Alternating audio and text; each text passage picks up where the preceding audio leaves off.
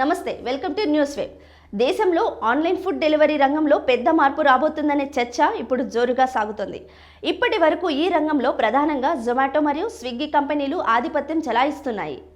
అయితే ఇప్పుడు ఈ మార్కెట్లోకి బైక్ టాక్సీ సేవలతో ఇప్పటికే దేశవ్యాప్తంగా గుర్తింపు పొందిన ర్యాపిడో కూడా అడుగుపెట్టింది.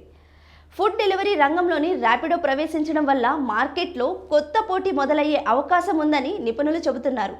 ముఖ్యంగా రెస్టారెంట్ల నుంచి భారీ కమిషన్ వసూలు చేస్తున్న ప్రస్తుత విధానానికి ఇది ప్రత్యామ్నాయంగా మారుతుందా అనే ప్రశ్న ఇప్పుడు చర్చనీయాంశంగా మారింది. మరి ర్యాపిడో తీసుకొచ్చిన ఈ కొత్త ఫుడ్ డెలివరీ మోడల్ ఏమిటి? రెస్టారెంట్లకు, వినియోగదారులకు ఇందులో లాభం ఏమిటి? ఇప్పటికే మార్కెట్లో ఉన్న కంపెనీలపై దీని ప్రభావం ఎలా ఉండబోతోంది? ప్రస్తుతం బెంగళూరులో ప్రారంభమైన ఈ సేవను త్వరలో దేశంలోని ఇతర ప్రధాన నగరాలకు కూడా విస్తరించాలని కంపెనీ ప్రణాళికలు సిద్ధం చేసింది.